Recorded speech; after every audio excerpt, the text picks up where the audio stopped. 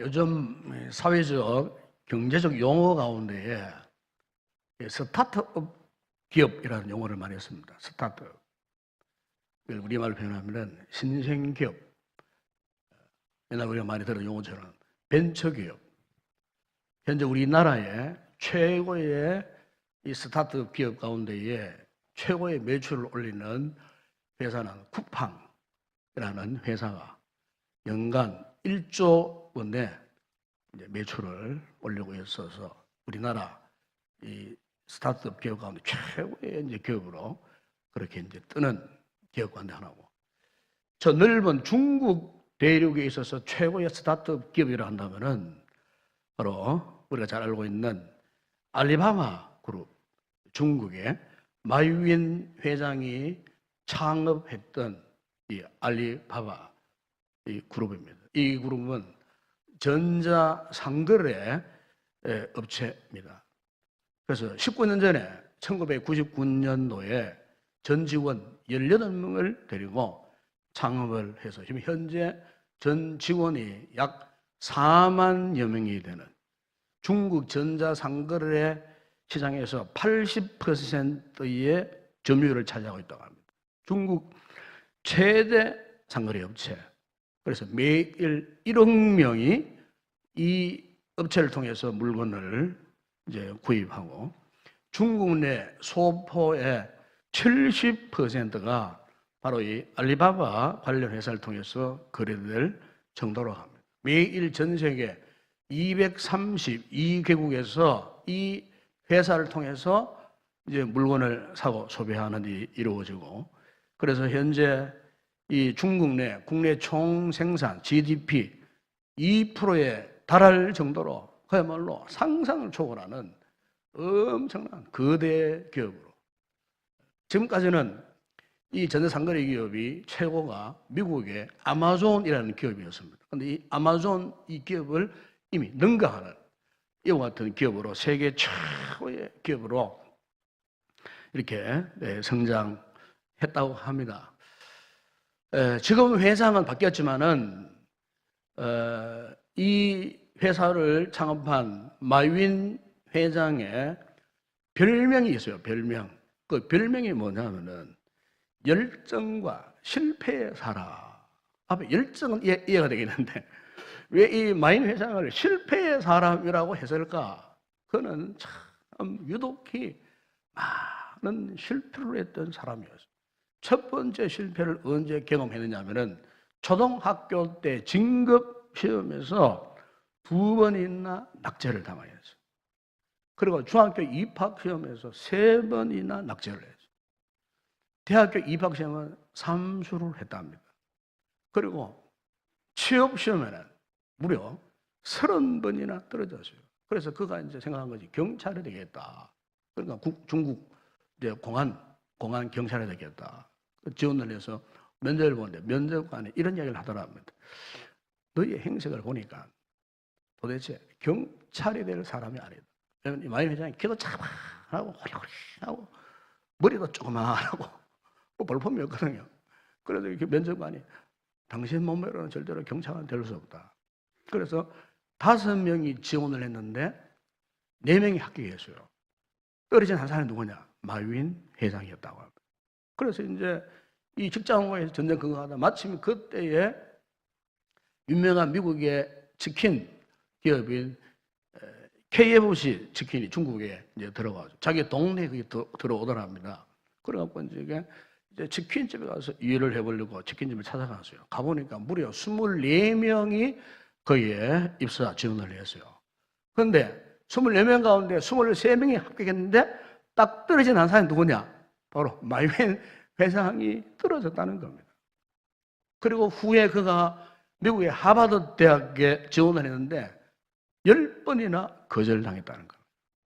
그런데 그가 이 지금의 알리바바를 창업했을 때에 그 18명이 13, 14평밖에 되지 않는 그 아파트에서 시작을 했었는데 한참을 하다 보니까 18명 가운데 대부분이 다른 업체의 스카우트 제의를 받고 다 빠져나가더랍니다. 그야말로 절망적인 상태였어요.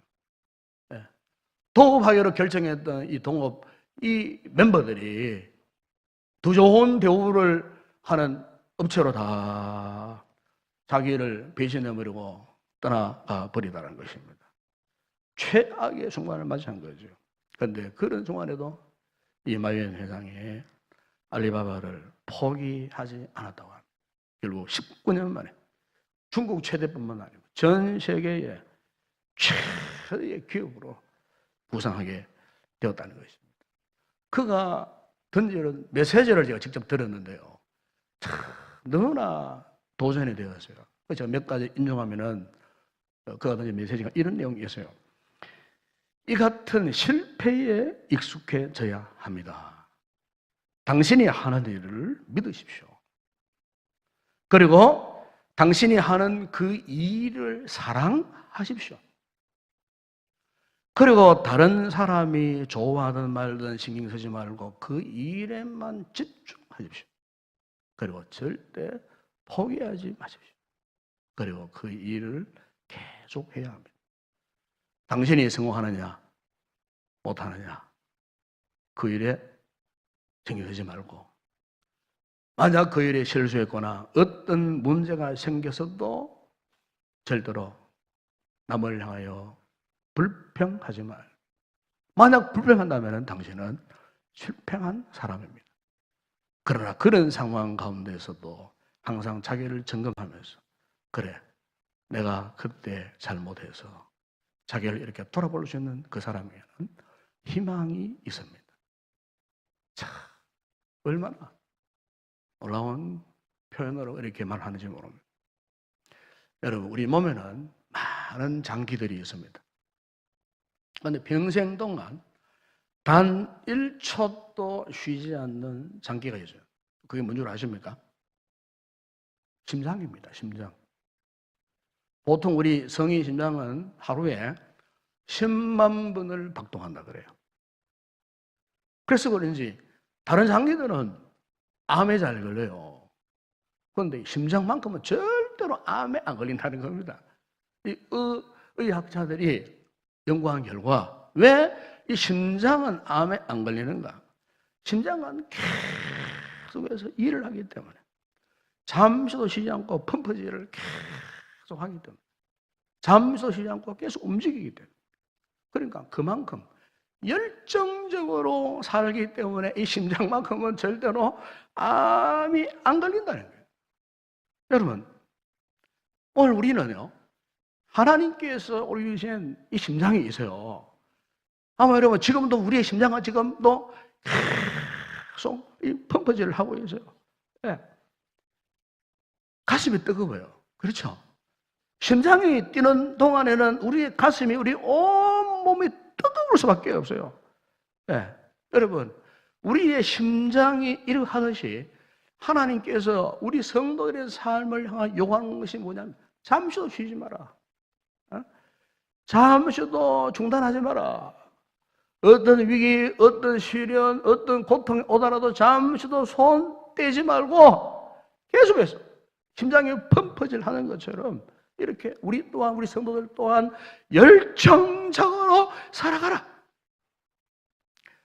우리가 저 세상 사람들처럼 매일 먹고 살 이 걱정만 하고 있고 저 세상 사람들이 즐기는 것처럼 매일 흥청망청 우리가 그런 생활 하면서 그런 생활을 질질 끌려다니면서 인생 피해자가 되는 것을 하나님은 절대로 원하지 않으셔요. 우리가 하나님을 향하여서 열정이 넘치는 이 같은 삶을 오늘도 주님은 우리에게 요구하고 계시는 줄로 믿습니다. 우리가 여러분 세상 사람들이 꿈꾸는 세상 가치만 마여서 세상적으로 무엇을 성취했다고 그 사람이 과연 하나님께서 너 인생 성공한 거야 그렇게 인정하실까요? 제가 마인 회장 이야기를 했지만은 사실 마인 회장이 그 짧은 기간에 세계 최대의 기업을 이루었지만 사실은요 하나님의 관점에서 볼 때는 그 인생 하나님이 인정할 만 인생이 되지 못해요. 하나님을 전혀 모르는 인생이기 때문에 인간적으로는 뭐 그의 성공 스토리를 들으면 다운로드 되겠지만, 그 하나님 편에서는요, 세상 일만 하다가 세상적으로 보여주고 성공한 그 사람에 대해서 하나님께서 과연 너 잘 살았다, 아마 그렇게 말씀하신 하나님이 아니라는 거죠. 유명한 스티브 잡스처럼 세계 최초로 애플 컴퓨터를 개발하고 아이폰을 개발하고 아이패드를 만들고 해서 그야말로 세상 사람들을 깜짝 놀라게 만들었잖아요. 예? 그렇게 세계적으로 놀랄 만한 일을 만들었지만 보세요. 56세에 그도 암 걸려가지고 죽어버렸어요. 예?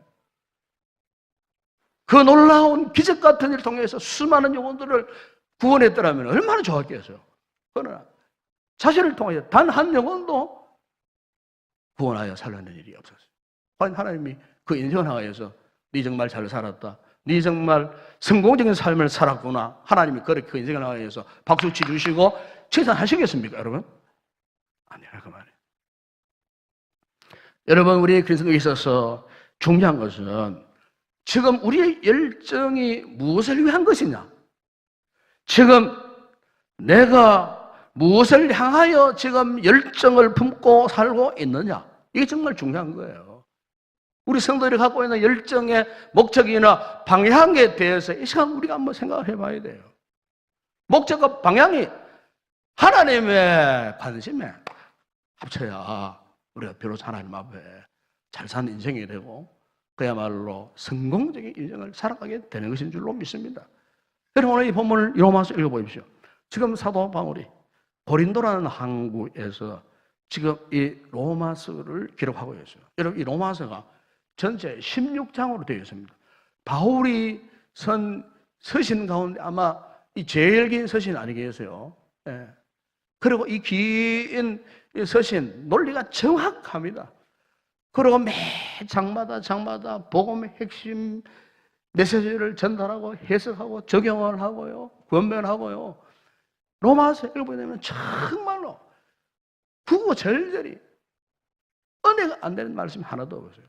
그런데 그 당시에 여러분, 지금처럼 뭐 종이가 있습니까? 지금처럼 뭐 품질 좋은 뭐 펜이 있습니까? 여러분, 그 당시에 종이는 이런 종이가 없었어요. 예? 양 잡아가지고 양가죽을 펴가지고 이 종이로 만든 두루마리, 두툼한 그 양가죽, 거기다 글을 쓰거나 아니면 갈대 비슷한 파피루스라는 그 식물이어서요, 그걸 꺾다가 말라가지고 펴가지고 연결해가지고 거기에다가 아주 질 안 좋은 펜에다가 잉크 묻혀가지고 서 내려가니까 보세요.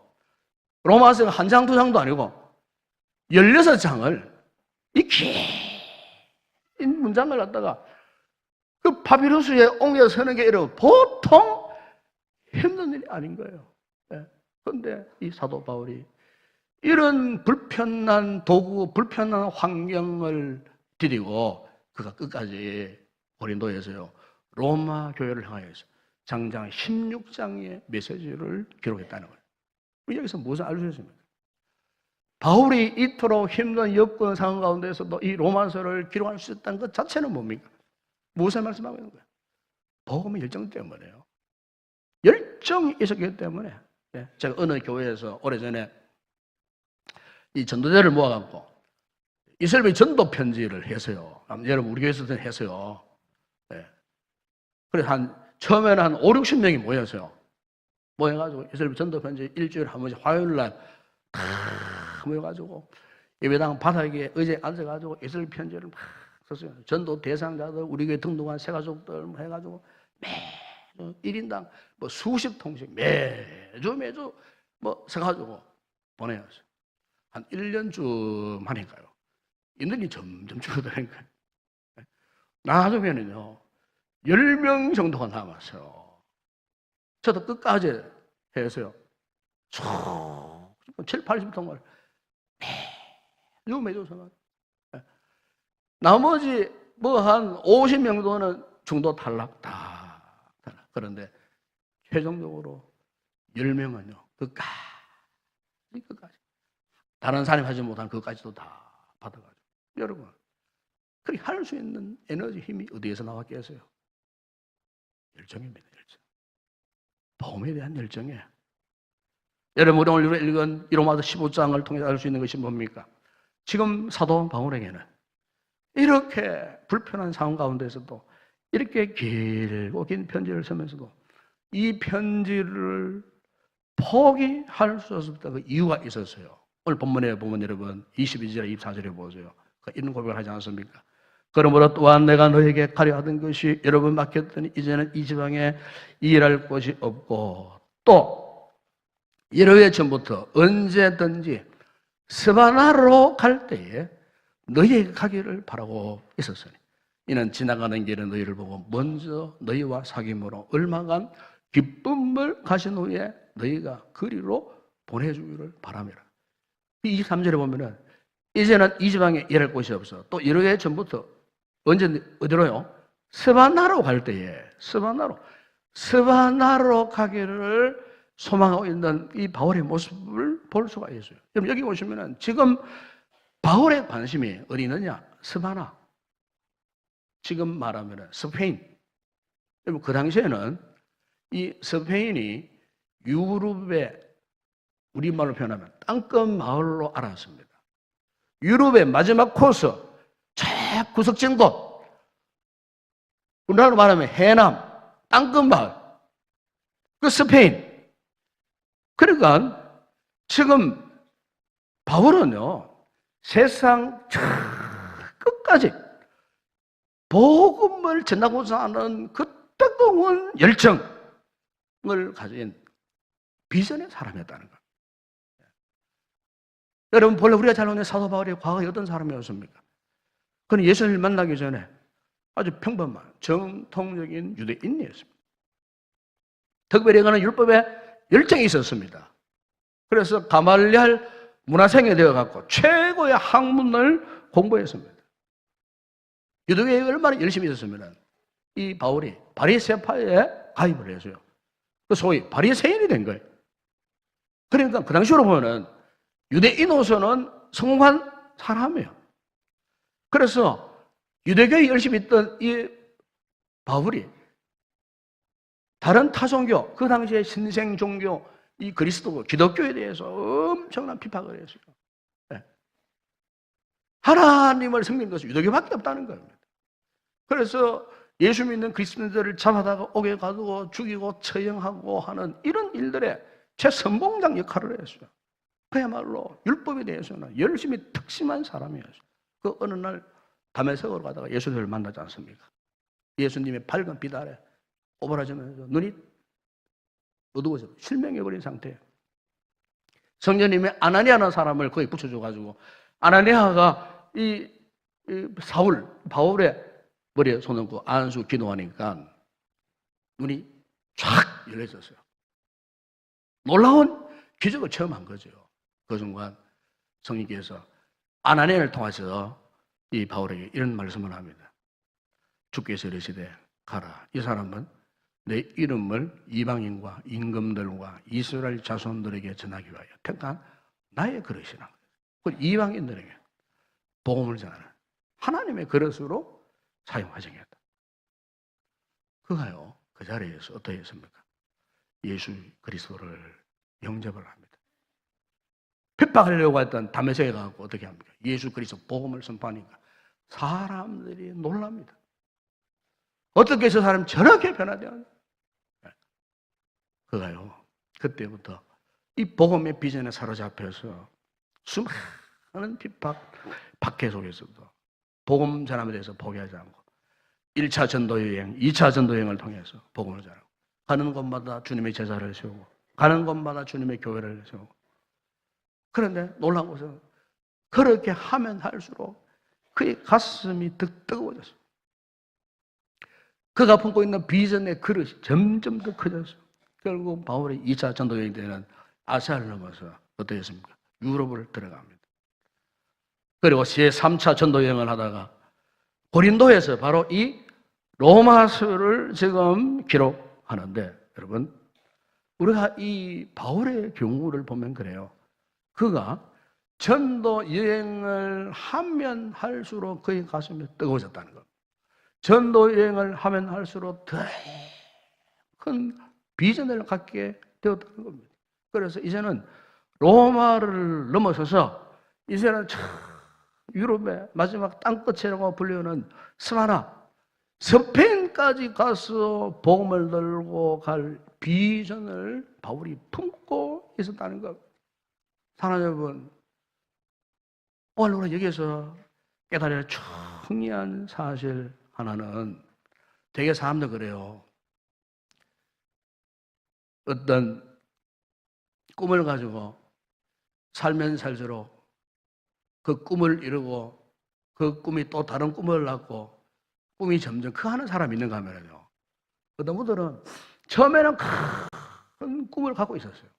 그런데 살면 살수록 왠지 모르게 점점 꿈이 줄어들고 꿈이 작아지고 꿈이 시들해지고 나중에는 자신이 어떤 꿈을 꾸었는 것조차도 잘 기억하지 못하는 그런 분들이 있어요. 오늘날 교회 안에 우리 성도들 가운데는요, 나이가 들수록 신앙생활을 하면 할수록 교회를 섬기면 섬길수록 점점 믿음이 자라나는 그런 분들이 있어요. 처음에는 세상적인 꿈을 갖고 있었는데 교회를 섬기고 하나님의 일에 수종 들고 봉사하다가 세상적인 꿈은 점점 줄어들고 오히려 영원한 세계에 대한 꿈이, 비전이 더 뜨거워져, 더 커져가. 여러분, 이 같은 모습은 지극히 정상적인 모습입니다. 그러나 반대로 나이가 들수록 신앙생활을 하면 할수록 교회를 섬기면 섬길수록 점점 믿음이 약해지는 분들이 있어요. 툭 하면 시험에 빠지고 급여당 상처받고 후회하고 불평하고, 그리고 자신도 모르게 교회가 멀어지고, 가급적 이사를 해도 교회가 눈에 잘 안 보이는 저 외진 곳에 강 건너에 저 멀리 목사가 신방 잘 못하는 그런 곳으로 자꾸 마치 편안해 가는 것처럼 자꾸 교회와 멀어지는 분들이 있어요. 교회와 멀어지는. 이거 문제 아니겠어요?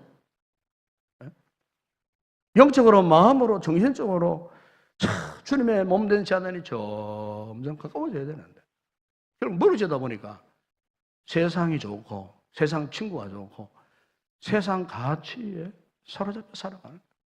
그래서 영적으로 낭패를 보고 믿음 생활에 실패하는, 좌절하는 이런 분들이 오늘 교회 안에 많이 있어요. 여러분, 영어에 보면은 솔트 라인이라는 용어가 있어요. 솔트 라인. 솔트라는 말은 소금, 라인 무슨 그거잖아요. 솔트 라인. 이 솔트 라인 말이 무슨 말이냐면은 바다와 강물 사이에 있는 그 경계선을 영어에서는 솔트 라인이라 그렇게 말합니다. 그런데 이 솔트 라인 특징이 하나 있어요. 자주 수시로 변한다는 겁니다. 비가 와가지고 강물이 불어나면은 이 솔트 라인은 바다로 밀려 내려가는, 바다로. 그리고 반대로 가뭄이 지속되잖아요. 강물이 줄잖아요. 그러면 솔트 라인은 바닷물에 의해서 또 밀려 올라오는 거예요. 밀려 올려왔다가 밀려 내려간다. 여러분, 오늘 우리 신앙생활에서도 이 같은 솔트 라인이 있어요. 네? 세상과 하나님의 나라, 영혼을 사모하는 것이 사실 우리거든요. 그렇죠? 우리가 세상에 산다고 뭐 세상 일만 하는 게 아니잖아요. 믿음은 하나님 나라를 사모하는 거 아니겠어요? 그래서 하나님의 나라를 사모하고 하나님 나라의 비전을 가지고 주님의 일을 하고 또 세상 일을 하고 뭐 세상에 여러 가지 해야 또 우리가 살아남잖아요. 이 두 가지 일을 동시적으로 이렇게 하다 보게 되면은 믿음이 커질 때는 이 세상 욕심이 덮쳐와도 웬만한 시험이 와도 그것을 이겨낼 수가 있어요. 물리칠 수가 있어요. 멀찌감치 그냥 밀어낼 수가 있어요. 이런 모든 시험거리들을. 그런데 지금 나에게 믿음이 없는 거예요. 믿음이 약해지면은요, 조그마한 시험이 와도요, 이겨낼 힘이 없는 거예요. 세상 잡다한 것들이 밀려 내려오면은 내가 이걸 받아낼 힘이 없는 거예요. 이 솔트 라인이 영적으로 점점 후퇴하다가 결국에는 그것에 잠식당해버려요. 사실 여러분, 오늘 우리 성도들은 이 솔트 라인에서 절대 후퇴하면 안 됩니다. 아멘? 물러나서 안 된다고 말입니다. 이 솔트라인을 우리가 지켜 나가야 되는 거예요. 그러기 위해서 뭐가 필요하겠어요? 열정이 필요한 거예요, 열정. 믿음의 열정이 필요하다 그 말입니다, 여러분. 오늘 보면 여러분 25절, 26절 보십시오. 지금 바울의 신앙의 솔트라인이 더 커져서 로마를 가기 전에 보세요. 그가 제일 먼저 갑자기 변경되었어요. 어디로? 예루살렘 교회 소식을 듣게 되었어요. 예루살렘 교회가 그 지역에 큰 흉령, 가뭄이 와가지고 예루살렘 교회가 힘들고 어렵다는 소식을 듣게 된 거예요. 그래서 이 사도 바울이 어떠했습니까? 자신이 지금 로마도 가야 되고 저 스바나도 가야 하겠지만은 그러나 그가 하나님의 관점에서 생각한 거예요. 이게 중요한 거예요. 우리가 신앙생활에서 어떤 문제를 만났을 때에 믿음의 사람은요, 인간적인 관점을 생각하지 않습니다. 하나님께서 이 문제를 보실 때 과연 어떻게 판단하시고 어떻게 결정하실까? 내가 하나님 앞에서 어떻게 처신하면 옳을까? 하나님의 관점에서 우리 자신을 돌아볼 수 있는 이 믿음의 사람이에요. 신학이 성숙해지면은 그렇게 판단하는 거예요. 사도 바울이 그런 사람이었어요. 장래에 큰 비전이 스바나에 있었어요. 당장 이제 코앞에 예루살렘 교회가 지중해 바다 건너 예루살렘 교회가 흉년에 들어가지고 그래서 마게도냐에 가난한 그 교회들 이 헌금해가지고 이 헌금을 예루살렘 교회에 전달할 사람이 없었던 거예요. 그래서 이 심부름을 사도 바울이 대신하고 싶었어요. 안 그래도 예루살렘 교회가 참 궁금했었는데 잠시 자신의 그 계획을 멈추고 하나님의 관점에서 생각한 거예요. 여러분 손해보고 후회할 상황이지만 그러나 그의 개의치 아니하고 하나님 관점에서 그가요 고백합니다. 25절 26절에 보세요. 그러나 이제는 내가 성도를 섬기는 일로 예루살렘에 가노니 이는 마게도냐와 아가야 사람들이 예루살렘 성도 중 가난한 자들과 기쁘게 얼마를 연보하였느니라. 이 거룩한 이 연보를 예루살렘 교회에 전달하기 위해서 이걸 두고 바울은요 자신이 이런 고백하지 않습니까? 내가 성도를 섬기는 일로 그랬어요. 여러분 교회의 모든 일은요 다른 게 아니에요. 성도를 섬기는 일이에요. 이 말은 주님의 몸된 지체, 더 넓은 의미에서 주님의 몸된 교회를 섬기는 일이에요. 그런데 여기는 결단이 필요한 거예요. 바울이 오늘 보면 결단을 했어요. 여러분 그 당시에 예루살렘은 바울이 함부로 올라갈 장소가 아니었어요. 사도행 23장 보게 되면은 그게는요 바울을 죽이려고 식음을 전폐하고 내복하에 기다리는 40명의 이 무서운 이 폭행자들이 길하고 있었어요. 바울이 예루살렘으로 올라오기만 해봐라 적극적으로 죽여버리게. 이 40명이 식음을 전폐하고. 예, 여러분 바울이 몰랐겠어요? 다 알았어요. 그럼에도 불구하고 죽음이 기다리는 예루살렘에 올라가겠다는 거야. 사도행 20장에 보게 되면은 밀레도 항구에서 에베소 교회 장로들이 와서 다시 권면합니다. 올라가지 마시라고. 올라가면 당연히 죽는다고. 그런데 바울이 이런 고백을 하지 않았습니까? 사도행 20장 24절에 보면은 내가 달려갈 길과 주 예수께 받은 사명 곧 하나님의 은혜의 복음을 증거하는 일을 마치려 하면 나의 생명조차 조금도 귀한 것으로 여기지 아니하노라. 여러분 바울은요 단순한 성공을 위해 산 사람 아니에요. 그는 이 땅의 것을 이루기 위해서 살았던 사람도 아니에요. 오히려 그는 죽는 것도 마다하지 않았던 사람. 네. 그 최고의 관심은 오직 복음 전도였기 때문에. 바로 이것이 그 인생에 있어서 최고의 가치였어요. 오늘 보면 여러분 28절에서 이렇게 고백하지 않습니까? 그러므로 내가 이 일을 마치고 이 열매를 그들에게 확증한 후에 너희에게 들렀다가 스바나로 가리라. 여러분 이 15장에 보게 되면 방금 오늘 본문에 하더라도 바울이 스바나로 가겠다는 결심을 2번이나 하고 있잖아요. 2번이나. 네? 그럼 우리가 성경을 보게 되면 바울 선지를 보게 되면 이 두 부에 결심했던 스바나의 바울이 갔다는 흔적은 전혀 없어요. 그런데도 왜 바울이 성공하지도 못할 일을 기록했느냐 하는 거예요. 스바나에 대한 비전은 솔직히 말하면 바울에게서는 실패한 비전이에요. 왜? 가보지 못했기 때문에. 네. 그러나 여기는 영적인 아주 깊은 의미가 있어요. 무슨 말입니까? 여러분, 오늘 우리가 믿음의 삶을 살 때, 특별히 복음 전도의 삶을 살 때 꼭 열매를 맺어야 하는 것은 목적이 아닙니다.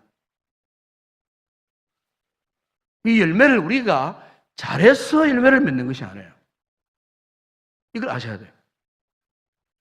하나님께서 우리에게 요구하시는 건 단 거 아니에요. 열매를 맺어라. 그 열매를 보고 네 믿음을 판단하기. 절대로 하나님 그렇게 말씀 안 하셨어요. 중요한 것은 내가 너에게 보여주는 이 거룩한 비전에 대해서 열정적으로 헌신하고 노력하고 있느냐. 하나님 이걸 보시는 거예요. 열매를 보시는 게 아니라고 말해요. 왜요? 복음 전도의 결과는 우리 몫이 아니에요. 하나님의 몫이에요. 전도는 하나님께 맡기고 우리는 그저 비전을 품고 노력하며 순종하며 달려가면 되는 거예요. 왜요? 열매 맺는 이는 우리가 아니고 하나님이시기 때문에. 꼭 전도뿐만 아니에요. 교회를 섬기고 봉사하는 이 모든 일이 다 그래요. 우리 봉사에서 뭐 칭찬 많이 듣고 다 찬송하고 다 기뻐하고 세상에는 그런 결과가 없어요. 그런 일이 없어요. 천국이지 그러면은. 세상 가운데는 그런 게 없어요. 이 거룩한 공동체 안에 전부 그런 교회 없습니다, 여러분. 다 우리는 실수 많아요. 다 우리는 각자의 인생에 상처를 다 안고 살기 때문에 좋은 마음 품지 못하는 우리의 그 연약성이 있어요. 아무리 좋은 것 보고도 좋다 하지 않는 악한 본성이 있어요. 주님은 우리의 본성을 너무 잘 알고 있는 거예요. 그래서 이 본성을 깨뜨리기 위해서 말씀으로 은혜를 베풀어 주시는 거예요. 이 본성을 변화시키기 위해서 하나님 우리를 다 사랑해 주시는 거예요. 이걸 깨닫는 게 은혜입니다. 예? 우리가 선행을 하면 얼마나 선행을 잘할 것 같아요. 자기 열심으로 암만 해보세요. 자기 열심은요 항상 남는 게 상처요. 하나님의 은혜로 하지 않는 것은 다 상처가 될 수밖에 없어요. 그게 절대 열매가 맺어지지 않아요. 우리가 복음을 전하던 교회를 섬기던 여러분, 그분이 알아서 하시는 겁니다. 아멘. 이런 믿음이 있어야 돼요. 이런 믿음이 있어야 상처를 안 받아요. 시험을 당하지 않아요. 이런 믿음을 가지면 원수도 다 사랑할 수 있고요. 다 품을 수 있고요. 우리 이런 마음 품자고 어떻게 영원 구원 전도를 할 수 있겠다는 말입니까? 오늘 참 여러분에게 이 놀라운 은혜가 임하기를 바랍니다. 너는 포용력, 하나님의 은혜의 풍성한 마음, 이것을 갖고 이것을 품고, 이 길이 아니면 저 길로 하나님 인도해 주시리라 믿고 오히려 감사하고 돌이키면 하나님이 훗날에 우리에게 더 많은 열매, 더 많은 큰 은혜와 복을 주신 하나님, 우리가 이 하나님을 우리가 바라봐야 할 줄로 믿습니다. 인도네시아에 가면은요, 우리나라 남한 땅 한 4.5배 되는 큰 섬, 세계에서 네 번째 되는 스마트라는 섬이 있어요. 지금 인구가 거의 한 3,600~700만 명이 사는 큰 섬이에요. 옛날에 이 섬의 저 북쪽, 서북 쪽에 이 바탁족이라는 부족들이 살았어요.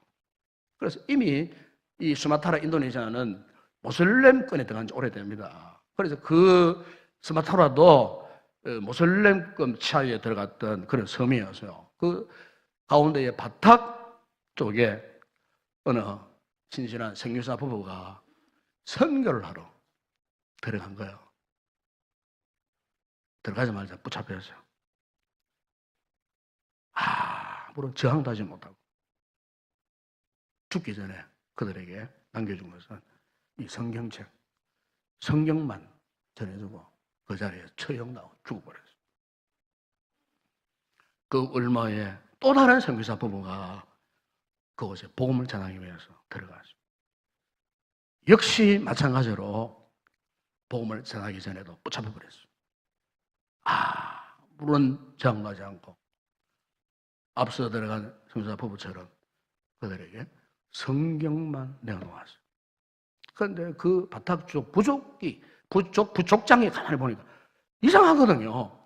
어떻게 앞서 죽은 선교사 부부하고 지금들은 어떻게 똑같은 행동, 똑같은 모습으로 이렇게 죽음을 두려워하지도 않고 결국 책 한 것만 이렇게 내어주고 죽으려고 하는가 너무 궁금한 거예요. 죽이기 전에 족장이 물어본 거예요. 도대체 당신들 두렵지 않느냐? 이전에 죽었던 선교사 부부와 똑같은 행동을 하고 있는데 도대체 뭐 때문에 그러냐? 이야기 한번 들어보자. 이래 된 거예요. 그래서 이 부부가 그 자리에서 족장에게 복음을 전하는 겁니다. 예수 그리스도의 복음을 예수 믿고 구원받으시고 하나님 나라에 대한 비전을 그들에게 선포. 그래서 족장이 아니었습니까? 복음을 받으려고 회개를 하고 무릎을 꿇고 예수 그리스도를 영접하게 되었어요. 그 부족이 다 예수를 믿고 그 바탁족을 통하고 저 오늘날 3,000만 700만 스마트라스 만에 그 무슨 무슬림권이지만요 기독교 인구가 약 300만 명이 된다고 합니다. 그들을 통하고 복음이 그렇게 전파되어져 가지고 거기에서 약 7, 8%가 예수 그리스도를 믿는 복음의 역사가 일어났다는 거예요. 여러분 한번 생각해 보세요. 첫 번째 선교사 부부가 죽었다고 실패한 겁니까? 아니면은 두 번째 선교사 부부가 그럼 성공한 사람입니까? 우리 하나님께서는 하나님의 관점에서 볼 때는 실패와 성공의 관점이 다른 거예요. 하나님께서는 무엇을 보시느냐? 너희들이 세상이 아니라 영혼을 위해서 살았느냐? 이걸 보고 계시거든요. 우리가 교회를 섬기고 우리가 복음을 전하는 삶을 살지도 마찬가지로 하나님 다른 거 보지 않아요. 자기 열심으로 세상적으로 자기를 드러내놓고 하나님 그걸 싫어하셔요. 우리 주님 은혜 속에서 나는 부족하지만은 하나님 나는 주님의 나라를 위해서 헌신하겠습니다. 주님이 피로 값주고 세우신 이 몸된 교회를 위해서 내가 힘들고 어렵지만은 헌신하겠습니다. 봉사하겠습니다. 주님은 그 마음을 보시는 거예요. 네? 여러분 이번에 사도 바울도 마찬가지입니다. 비록 스바나로 가져져 있던 이 비전을 이루지 못하고 그가 로마에 가서 로마에 어떠했습니까? 선교로 죽었잖아요. 참수형을 당하였어요. 제가 작년 5월달에 그곳에 가서 묵상을 했어요. 바울이 여기에 와서 로마에 와서 복음의 꽃도 못 피우고 참수형을 당했던 그곳에서 생각해 보니까 이게 하나님의 뜻이었구나. 보세요. 그 사건 후에 여러분 313년에 로마가 드디어 바울이 전한 복음 앞에 무릎을 꿇고 로마 제국의 기독교를 공인하는 로마의 국교로 기독교를 인정하는 위대한 역사가 일어났다는 사실이에요. 여러분 하나님께서 보시는 관점이 이랬다는 것입니다. 여러분 이것이 복음이 주는 최고의 축복이 아니겠어요? 네? 여러분 오늘 우리 교회도 마찬가지입니다. 이 복음의 비전, 복음의 열정을 가지고 있으면 죽은 자도 살리고 죽은 가정도 회복되고 우리 교회가 복음의 절대적 능력을 소유하고 있으면 이 지역을 살리고 이 민족뿐 아니고 열방들을 살려내는 위대한 역사가 일어날 줄로 믿습니다. 당장 우리 눈에 열매가 없더라도 절망하거나 포기하면 되지 않아요. 포기하면 안 돼요. 왜? 이미 우리는 가장 가치 있는 일을 하는 주님의 사람이기 때문에. 아멘. 우리 교회가 이제 이번 주부터 행모 모임을 시작합니다. 셀가지 모임을 하는데 또 파트너전도 개인전도 여러분 교회의 본질은 다른 게 아닙니다. 영혼구원, 복음을 전하네. 이것이 여러분 우리 인생의 가장 가치 있는 이 일에 하나님 우리 교회가 우리 온 성도들이 열정을 쏟아부어서 이 한 해 동안도 주님의 거룩한 비전을 이루는 복된 성도들 우리 교회가 되었으면 좋겠습니다.